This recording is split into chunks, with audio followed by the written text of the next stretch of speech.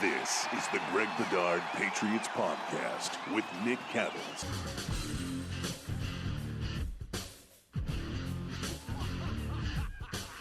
Off the heels of the 4th of July, let's talk about some Patriots football, Greg. Greg Bedard Patriots Podcast, Nick Cattles. Let's talk power rankings in the NFL, Greg. You take a look across the league.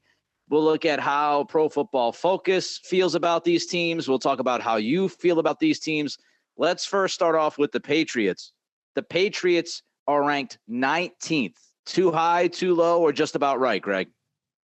Yeah. So I have the Patriots at 19, and I have them in a group which basically I categorized as a lot needs to go right. And I had some other categories. I had, still building, languishing, sort of like no man's land type of guys. A lot needs to go right. Not quite there. And then true contenders. And I had Patriots, in the group with a lot needs to go right. And I had, I had them there with some good teams like the Cardinals, the Titans, the Saints are a bit of a question mark, the Dolphins and the Browns. They were all sort of in a same grouping. I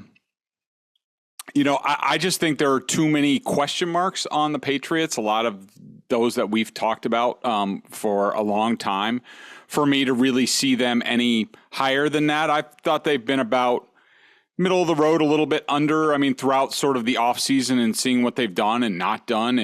And they're counting on a lot of things, including there are a lot of things that I feel good about, or I have some optimism on the team, along with I think they'll find enough at cornerback, but I still think that's a big question mark. I think I'm worried about the offensive line, but I assume they'll figure it out at some point. I do think Mac Jones will be better in year 2, and something we might talk about, like Mac Jones all of a sudden looking really buff, even though I don't know, with internet pictures, I'm not sure whether to believe him or not, or was that like a Marvel superhero I don't know, but he's looking buff, whatever it is, and but there are some real concerns about this team, including the coaching and how they're going to take sort of the next step. So I sort of see them in the middle of the road. And, could they jump up into the not quite there yet category? Yeah, sure. They could do that. But at this point in time, Nick, and I don't know how you feel about it, but there are just too many key questions about this team, too much left to be seen and proven before I can really, believe that they're going to definitely take a step up this season. Yeah, I don't think you put this team in the top 10 because there's just too many questions, as you mentioned, especially with the coaching. We have to see how all that comes together under Belichick. So I think ranking them in the top 10 would be too high. So then you start to look at some other teams, and you mentioned some of these, the Cleveland Browns, what happens with Deshaun Watson and that big question. The Dolphins, Tua Tagovailoa, is he a legitimate NFL quarterback? He has to prove it this year. If he doesn't, The Cardinals, they look like monsters in the first half all the time of the season, and then all of a sudden fall off the cliff in the second half. How is that going to play out? So there's a lot of different teams that you can kind of mix and match in the middle of the pack, and all of them have similarities, and the similarities are the questions. You go into a season, you have a handful of questions or so about a football team. They're usually ranked in the middle of the pack. If it goes beyond that, then you start to slide down into the 20s. So, yeah, I mean, I think, 15, 16, somewhere in that area feels right for the Patriots. And they have a chance. You mentioned this. They have a chance to climb up for sure. If Mac Jones takes that big step in his second season, if they can answer the cornerback question, if they can find a second linebacker aside from Bentley who does well. But most of all, as we've talked about, the trenches. Does that offensive line stay healthy? Do they get what they should have gotten or expected to get out of Godchow last year? Do they get it this year? If they can really solidify the trenches and win me over there, then I feel pretty good about this team being better than people expect. But until I see that play out, I can't project them to do that. I just can't do it. So I think in the middle of the pack makes a lot of sense. Let's take a look at your top 5.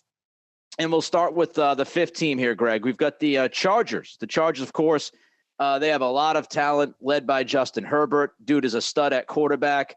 Why do you have them at 5? So I think that the GM there did a tremendous job of sort of plugging their holes, and they've had offensive line issues. They couldn't stop the run worth a damn last year. Now, they are putting a lot into Sebastian Joseph Day, who's a good player. They're still thin beyond him on the defensive interior, but they added Khalil Mack to go on the opposite side of Joey Bosa. Now, Mack isn't the same guy that he used to be, but with a better surrounding cast and a guy like Joey Bosa,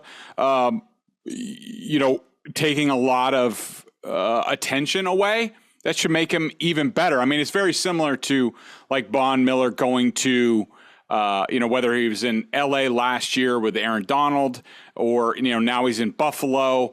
They have Rousseau and some other guys that sort of can take attention away, and those aging sort of pass rushers can still get the job done with a better supporting cast, and I think they can do that. To me, I still worry a little bit about their offensive line, and to me, Nick, and I don't know how you feel about it, but to me, this is going to be a total indictment one way or the other. It's going to be a judgment on Brandon Staley as a head coach. I thought that at times he was overwhelmed last year. I think that sometimes he makes decisions just to prove how smart he is, and it's not in the best interest of the team. And maybe last year he had built-in excuses about, he needed to go for this reason. We're short here, we're short there, what have you. But now, the way they are right now and fully healthy, and with Justin Herbert, who I still think, I think the world of Justin Herbert. I was dead wrong on him coming out of college. He's spectacular. Now, he hasn't won a playoff game yet. He hasn't won much of anything, so I think he still needs to prove that. I think he's fully capable. I think it's been the surrounding cast. But they have a complete team. Can Brandon Staley push the right buttons at the right time, be the right type of head coach for this team to match the talent level? I think there are huge questions about that. And so do I feel great about having them at number 5? No, but I'm going on talent and thinking okay, they'll get enough from Staley. But I do think that's a question. Yeah, the good and bad of Brandon Staley. Look, I said this during the season last year. I appreciate that he has his philosophy and he stands by it, right? He stands by being uber aggressive. But that does not give you the license to make awful, terrible, stupid decisions. And in that final game against the Rays, what are we doing? You want to talk about just awful decisions. I like your aggressiveness. I like that you stand in front of the media and you answer the questions and you say, no, this is what we do and this is why we do it. But there are instances that you just can't always push the gas pedal. And maybe he learned that last year. Maybe he didn't. Maybe he's going to be stubborn. Like you said, maybe he's trying to prove to everybody that he is the smartest guy in the room. This roster is loaded. They've got so much talent on this roster, especially defensively. Talent-wise, you can argue, obviously top 5 like you are. No doubt about that when you look at the roster. The interesting part about this, and we'll continue the conversation as we get into some other teams here in your top 5, but the AFC, man, and that's another reason why you could look at the Patriots being in the middle of the pack. The AFC is so freaking deep. The AFC West is so ridiculous.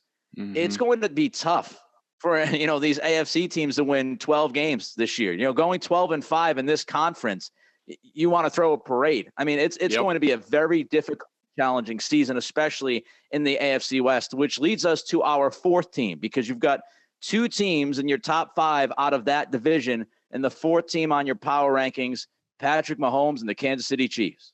Yeah, and number 6 is the Broncos. So 3 AFC West teams in a row in the top 6. I have the Chiefs at number 4. They obviously have some losses. They lost Tyreek Hill. They've always been a little bit thin on the pass rush, and they lost Honey Badger in the secondary, so they've had some losses. But I do think there's enough there, and they've brought in enough pieces that they'll be fine, and they will definitely compete. My question is, how good is Patrick Mahomes now? Because ever since his foot injury 2 years ago, in the middle of the season 2 years ago, I don't think he's been the same quarterback. I think he's fallen into very bad habits. I don't think he played well in the playoffs last year. They were lucky to emerge against the Bills with a victory. They should have lost that game. I think that Mahomes has fallen into some terrible mechanical habits. He doesn't stay with the play anymore. He's freelancing a little bit too much, sort of like Russell Wilson at times in his career. And I just think, and it's always going to be a balance. And we've talked about it before. The guys who are athletic and who can make plays off schedule, Aaron Rodgers, Josh Allen, guys like that. How do you balance being, a pocket quarterback and making plays? And sometimes it's a very fine line, and sometimes it's to the detriment of their team. And I think last year I thought Mahomes was too quick to leave the pocket and didn't stay with plays long enough. And I thought it hurt his team at times. But observing Patrick Mahomes over his young career, he's the type of guy who's not going to rest on his laurels, who's going to realize his shortcomings from last year, I would hope. And if he revamps himself and is back to pre-injury Patrick Mahomes, then the sky's the limit for this team. But until I know that he's back to his old self, I have questions about the ceiling for this Chiefs team. I thought he was better in the second half last year than he was in the first half. I thought he was very careless in the first half, and he had a stretch of games, 3 or 4 games, where he just wasn't good, which was kind of crazy because he's Patrick Mahomes. And, to see him struggle the way he did, everybody was kind of looking at last year in a vacuum in that first half. I never did. If you go back, Greg, and I know some of these statistics can get weird and all of that, but when you go back to the year before, right, the year prior, you look at 2020, I think Mahomes led the league in passes that should have been picked. I think he threw like 13 or 14 passes that should have been picked, and they were just dropped, like hitting dudes in the chest. So when you go back to 2020, you're right. That foot injury and all of that, you need to go back to 2 years ago. And he made a lot of mistakes and got away with them 2 years ago. The beginning of last year, he wasn't getting away with those mistakes. Guys were picking him off, and the numbers were showing it. So I thought people were reacting to the numbers instead of the play. He struggled for a decent stretch there. With that said, I do think he got better in the second half. What fascinates me about this team is offensively, you trade Tyreek Hill, and Hill is so unique to this offense and what he can do. And you talked about it, Greg, the ability to extend the play by Mahomes. He and Hill were almost always on the same page, where if something broke down, if you give Hill enough time, he's going to find the right spot in the defense. He's going to make a play.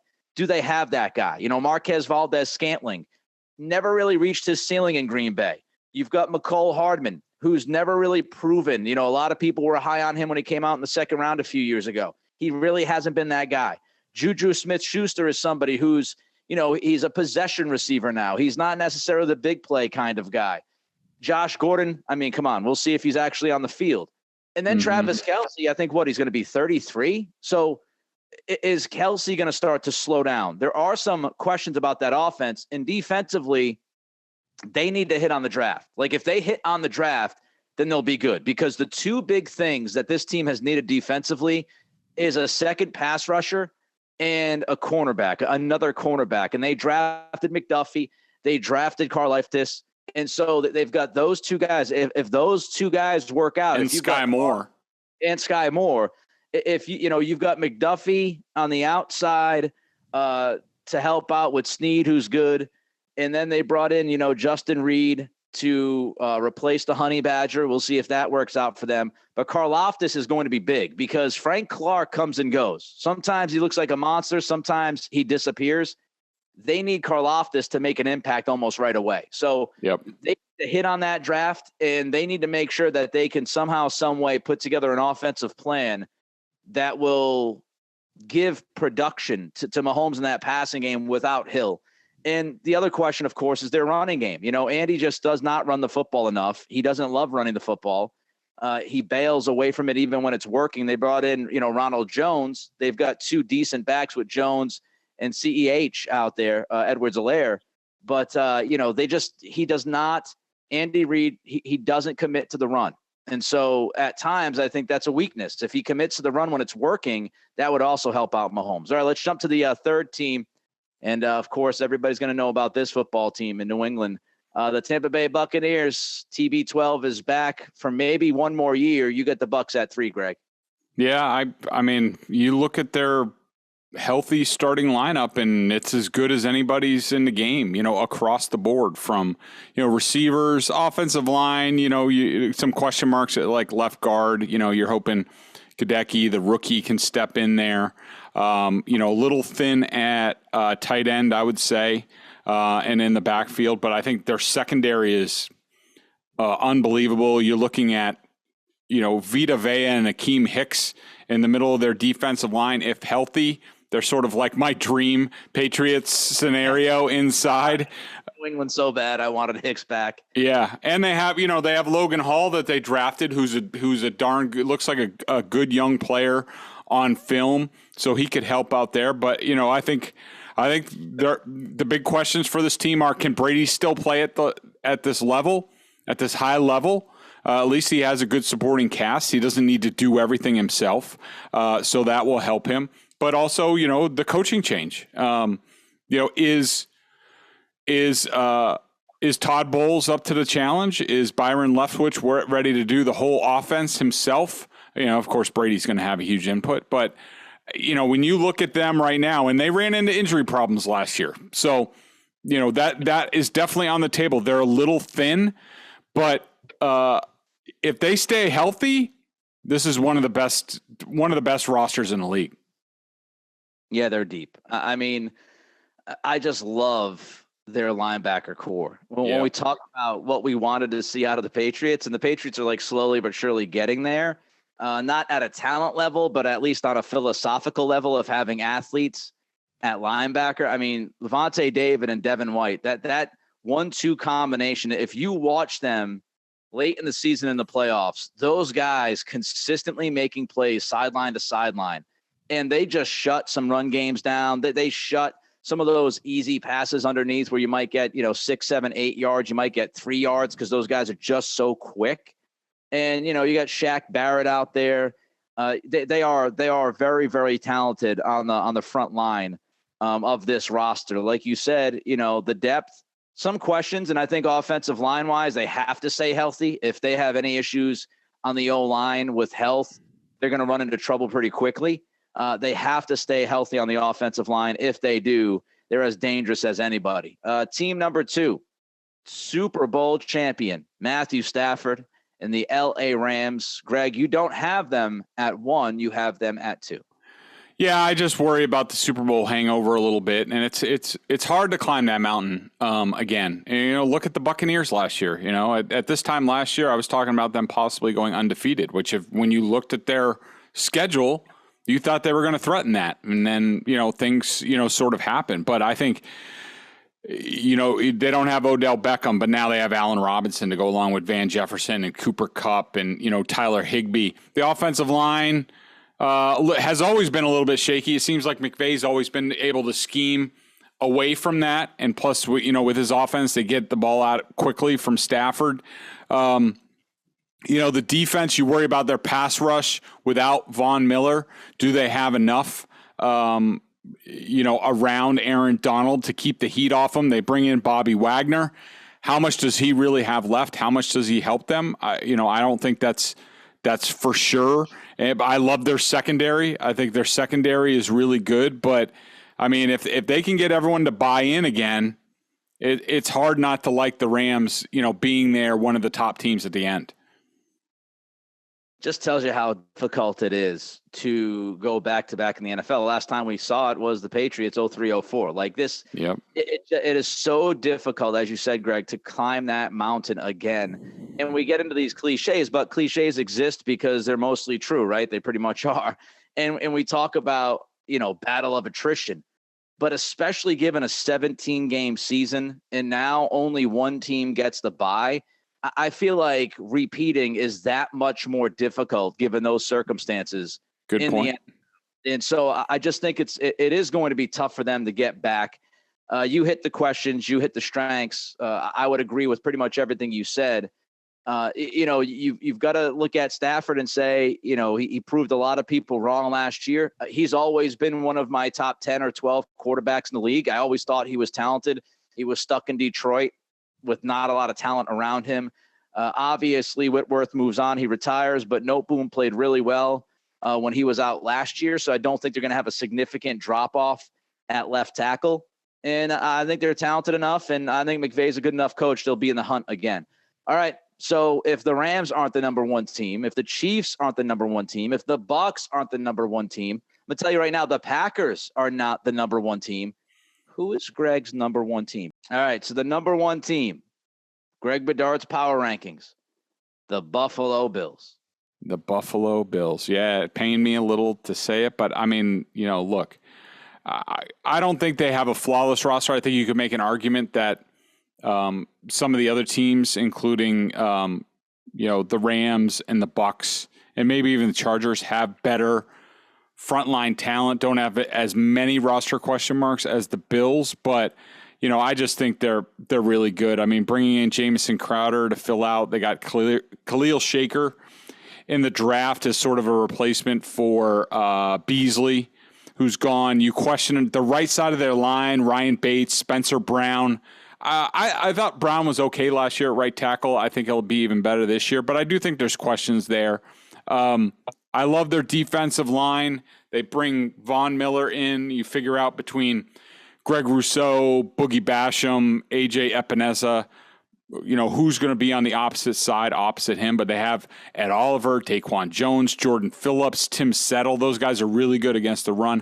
I don't love their linebackers. And I do think the big question mark for the Bills, and this will go hand in hand with the Patriots, because the Patriots could have had Kaiir Elam at cornerback at 21, traded down. Bills traded up, took him at 22. Now he's their starting cornerback. Could he shift the balance of power and make the Bills even better this year? We'll see. Tre'Davious White is coming back from injury.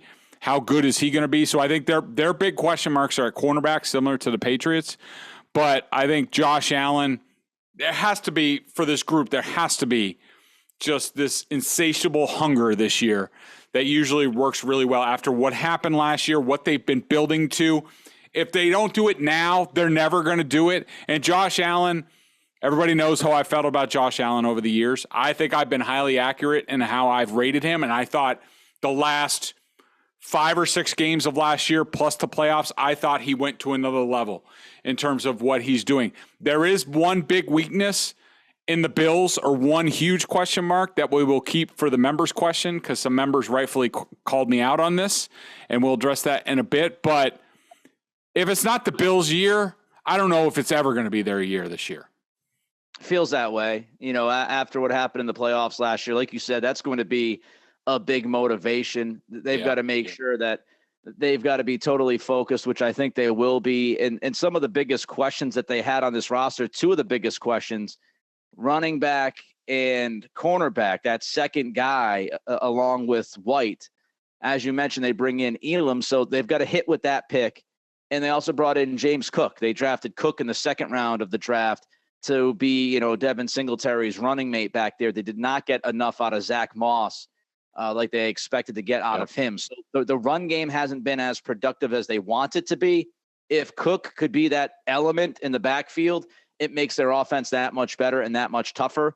And they're the favorites right now. If you look in a lot of books, they're the favorites. So it'll be a fascinating season to see if they can, everybody is now talking about them. You feel like they've taken the step over the Chiefs and some of the other teams that we discuss all the time, right? It's also fascinating, I would say, that the team that got to the Super Bowl last year out of the AFC, just wondering, they're not in your top 5. Where do you have Cincinnati, Greg? Because a lot of people would say, wait a minute, Greg. Cincinnati got to the Super Bowl last year with a very mediocre, if not bad, offensive line. They've addressed the offensive line. Where do you put Cincy? I have the Cincinnati Bengals number 10, right below the San Francisco 49ers at 9. I just think, I can't get past the fact that if Ryan Tannehill didn't choke in that playoff game, that was awful. The Bengals would have been a fart in the wind. They would have been one and done. Nobody would be talking about them. Like, let's give them credit. They knocked off the Chiefs in the playoffs, but I just think that was a bit of a mirage. I think that you look at the history of Super Bowl losers outside of the Patriots a few years ago, it is not very good at all. I think that, yes, they've addressed the offensive line, but are they really all that good? I mean, when you're giving Ted Karras, and I love Teddy Karras, and it'll be a good, solid player for them. Yeah.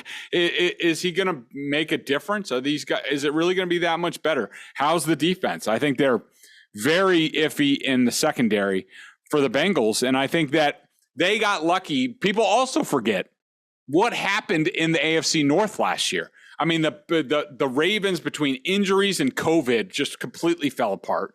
The Steelers, Ben Roethlisberger was like a corpse playing quarterback. And then the Browns had all sorts of COVID and injury issues. And the Bengals basically, got out of there, won the division just because they didn't get COVID as much and didn't have as many injuries. That's the only reason. That last year was a unicorn season for them, at least this semblance of the Bengals. I think the world of Joe Burrow and Jamar Chase, and I think they'll be good, going forward.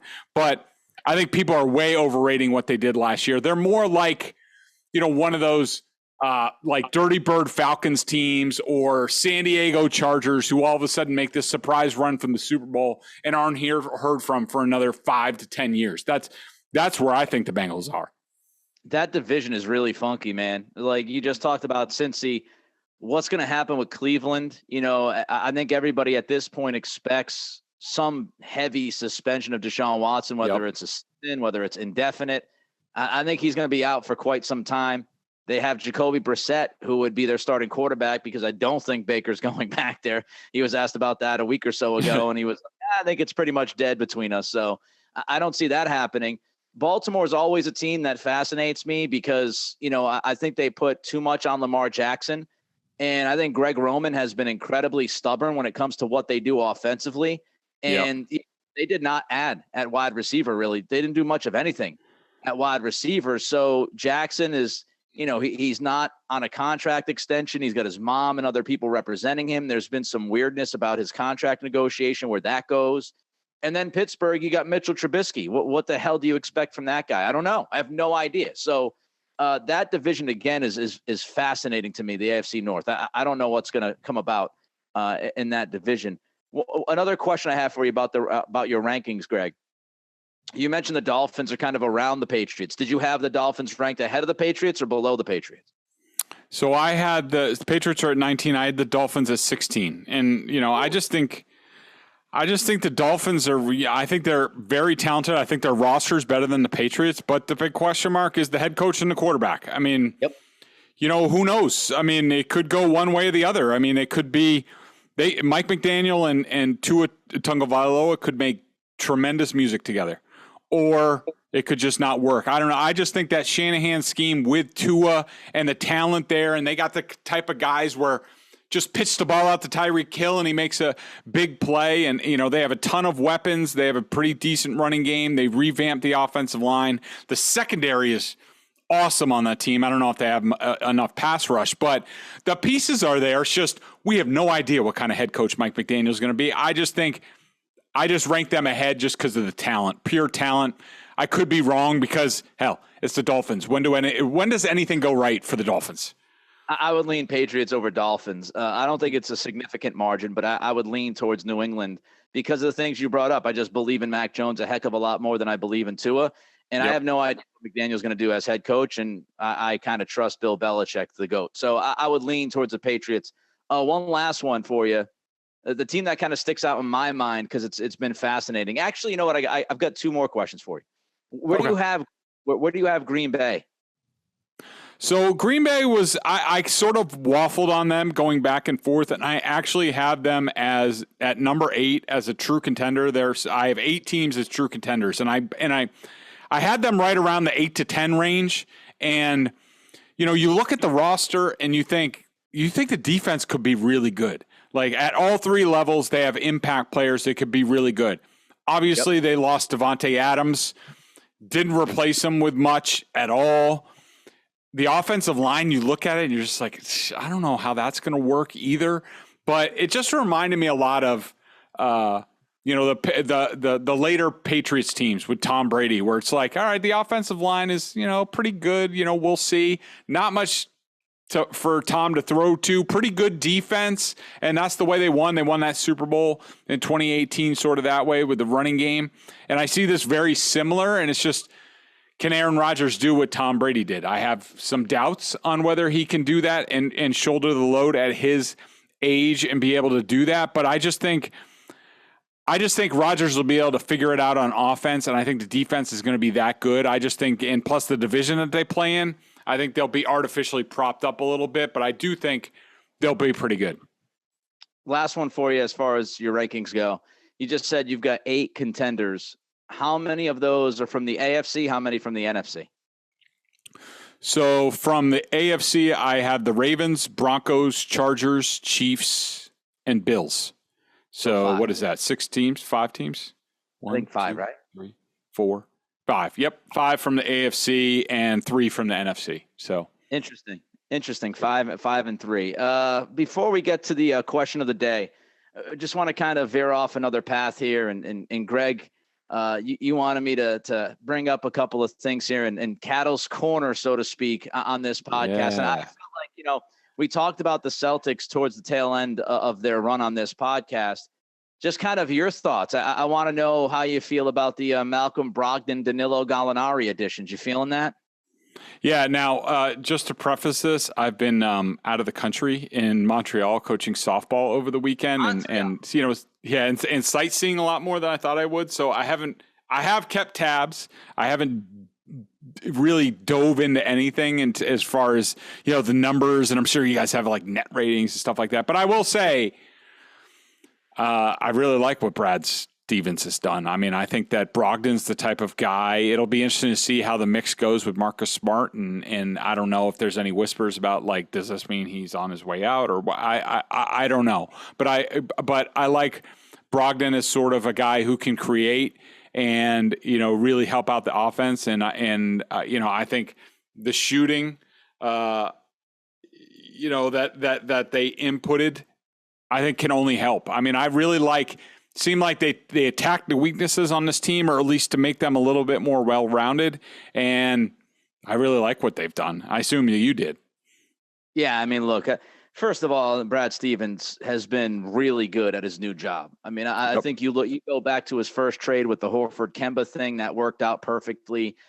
He brings in Derek White at the trading deadline. Some people will be upset about that pick in like 2028 when they can swap, because what will the Celtics look at like at that point? But Derek White helped them get to the finals. There's no doubt about that. Did he tail off? Yeah, he tailed off. But without Derek White, I don't think you get to Game 6 of the NBA Finals. So that was a good move, I thought. And I like Gallinari as a depth piece, as like the 9th or 10th guy in this rotation, somebody who can play the 3-4 and knock down shots for you, which was, desperately needed. I think Gallo's a better passer than people give him credit for. He's not a very good defender, but when you have the pieces that they have, you can get away with one guy who doesn't defend that well. You can survive that. And for Brogdon, I mean, my goodness, of course, everybody will bring up the health, and that's a significant concern. It's the one caveat to this trade, which is, if he doesn't stay healthy, then what do you? But honestly, you didn't give up anything. You gave up Tice, you gave up Nesmith, you gave up a top 12 protected pick.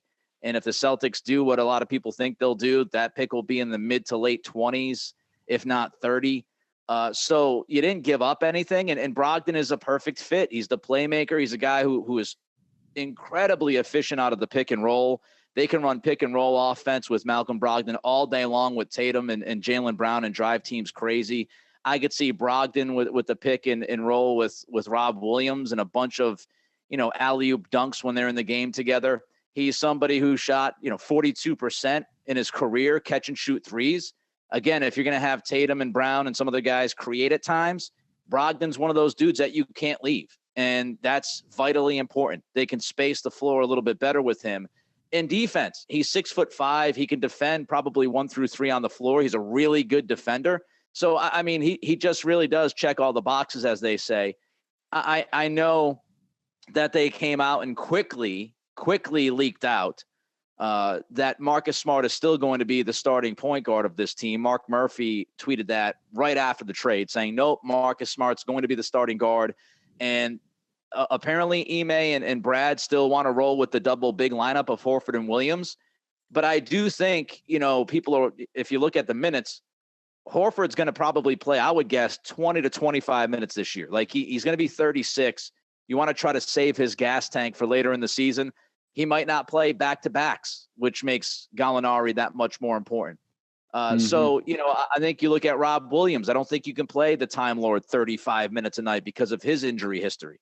So really the only spot on this team that I see that needs to be addressed immediately is backup center because of Rob's minutes. But you can also tinker with that because you can play Al at the 5. You can play Gallo at the 4. You can play Tatum at the 4. You can play Horford at the 5. So you can play Grant Williams, small ball 5. So you can kind of mix and match as well. They just have a very, very versatile group with a bunch of good defenders, and now they've improved the shooting. So they, along with the Milwaukee Bucks right now in Vegas, are the favorites to win the title as of right now, which, of course, will lead us to the whole Kevin Durant thing. And, I did want to ask you before we move on, the Celtics have the pieces, Greg, to make this trade. If Brad Stevens wanted to make this trade, Jaylen Brown, in my assessment of looking around the league, he's one of the top probably 2 or 3 guys that would be available to the Nets in a trade. So if you were Brad Stevens, would you trade Jaylen Brown in pieces for Kevin Durant? Durant has 4 years on his contract, by the way. Woo. Boy, that is a tough, loaded question right there.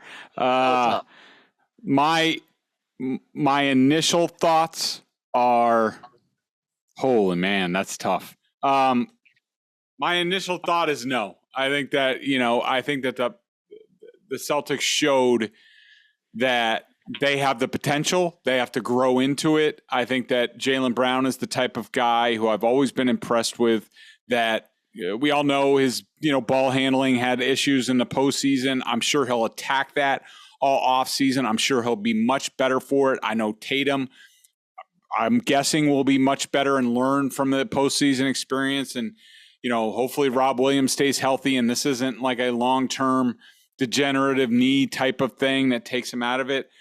I like the group as is. The only guy I would subtract is Marcus Smart. I'm sorry. I think he gets in the way too often.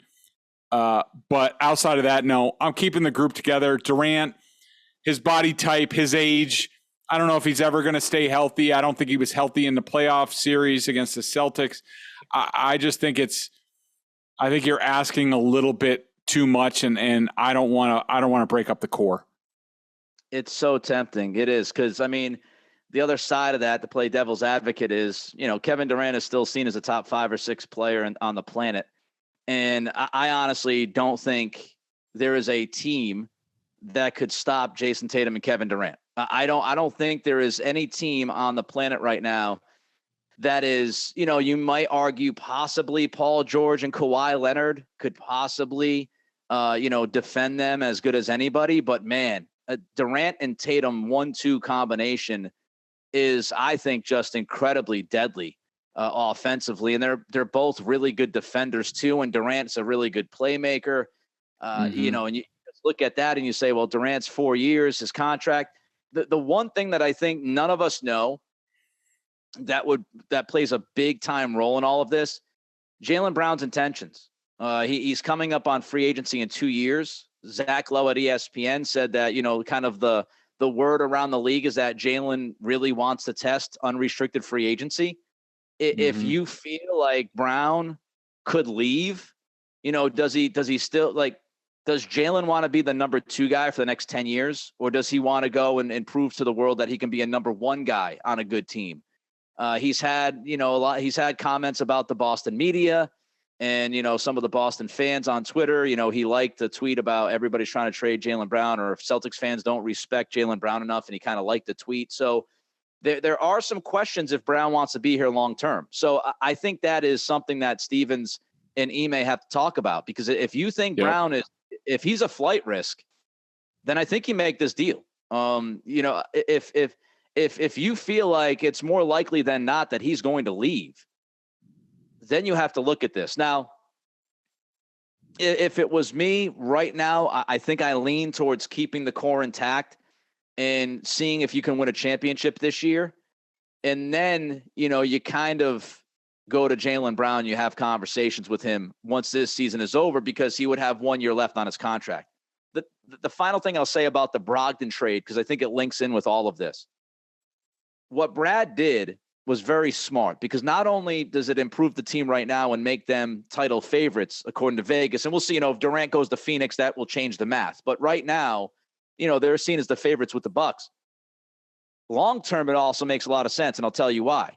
Because if Jaylen Brown is going to leave, let's say you get through this season, whatever happens next year, you get into next summer, and that Brown is likely going to leave.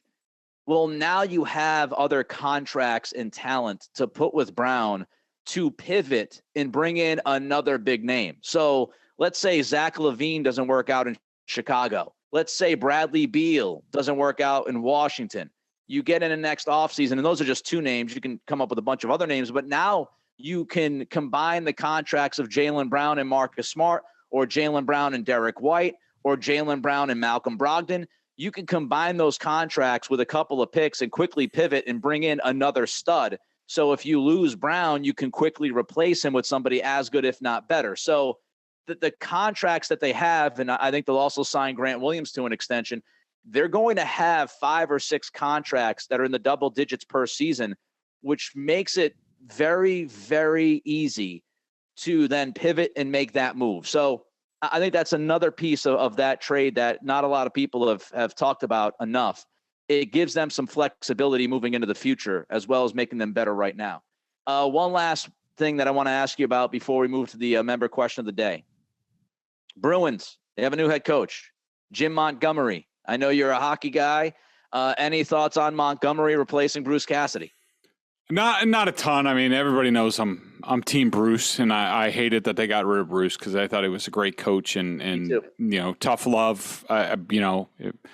I just, my main comment about the Bruins is, and I'm just getting back into it, so I don't know what's real or just perceived, but there's been some mentions about Krejci maybe coming back.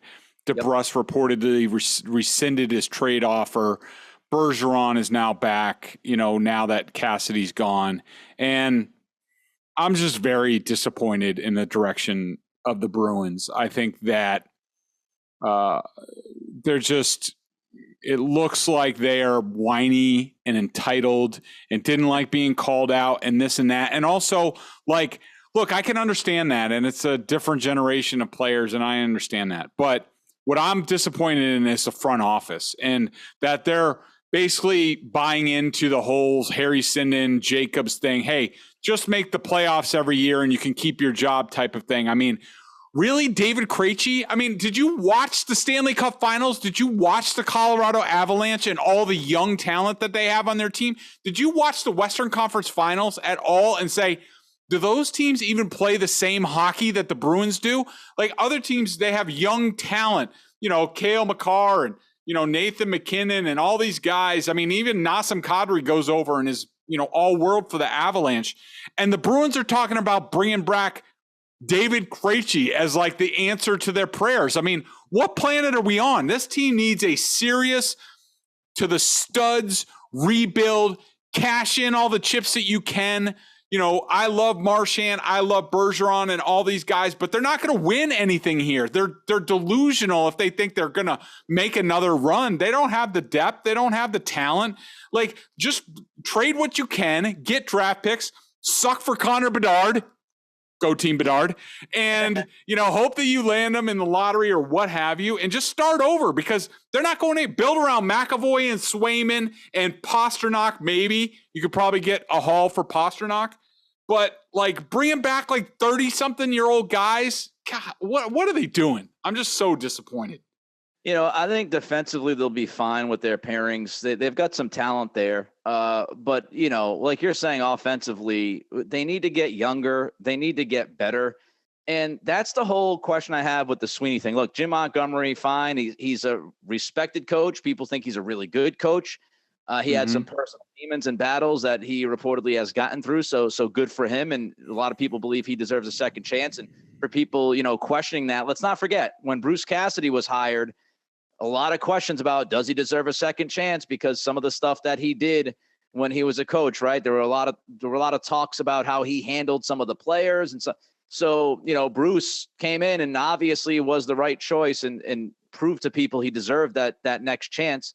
And now he'll go out to Vegas and do what he's got to do. And I think he'll be really good, of course, because I think he's a really good coach. But like Montgomery's a player's coach. And I think you get that feel, like you said, with the DeBrusque stuff and the Krejci stuff. People apparently like to play for this guy. And he's a little bit softer to the players than Cassidy was. And that's obviously the change there. But, when you talk about philosophy, I agree with you. They've got to get younger. They've got to start rebuilding this thing.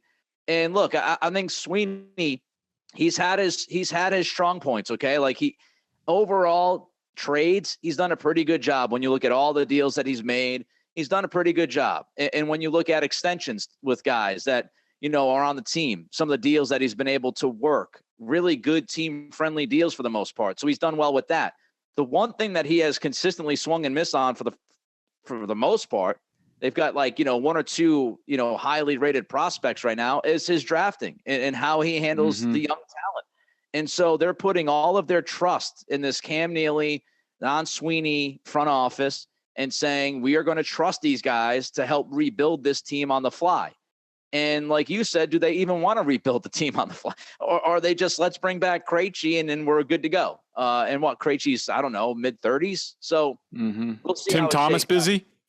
It has not been a great offseason for the Bruins, needless to say. I mean, it has not been very good. Marchand's out for 6 months. McAvoy's out for 6 months. The firing of Cassidy. We'll see if they put the pieces together. But, man, oh, man, it doesn't make you feel great about it. All right, let's move on to the member question of the day. BSJ $39.99 on the annual plan. Top-notch analysis of all the Boston pro sports teams. Also, you get analysis from Bedard, of course. Coaches, film, direct access to him in weekly chats. Greg, members rightly question why you're not mentioning Brian Daboll, the loss for the Bills, but you always mention Josh McDaniels leaving the Patriots. What's going on with that? So, at BSJ, we're accountable to our members, and I get in there in the comments, and I will after reading some of them today, and point out absolutely fair criticism.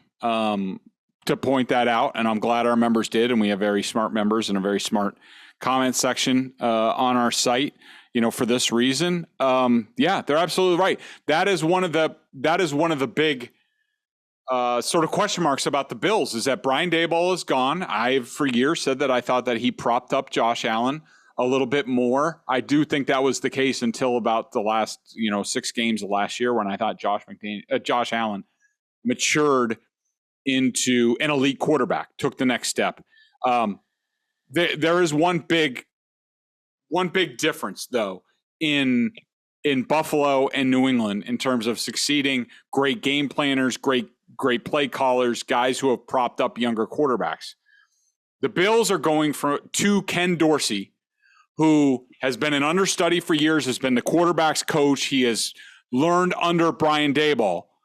And the Patriots are going to Matt Patricia and Joe Judge. So, look, I don't know. Ken Dorsey could be terrible. He could, when it comes to play calling, he could, choke and just be really bad. Maybe not a great game planner. But at least I have more confidence. I mean, he's been an offensive coordinator before, college quarterback at University of Miami, pro quarterback, understudied at Daboll compared to what the Patriots have. I feel better that the Bills at least have a semblance of a transition from one guy to the other, where I think the Patriots are just they're going on faith with two guys who have defensive and special teams backgrounds, and I just think the Bills have a much better chance of success than the Patriots, and so that's why I didn't mention it, but I should have, because it is a question mark. You feel better about the process, pretty much, in Buffalo than the process that unfolded in New England. Doesn't mean it's going to work. No, it doesn't, but we'll see. He's Greg. I am Nick. Hopefully all of you had a great, safe, fun 4th of July. We will be back next week. Greg Bedard Patriots Podcast with Nick Cattle.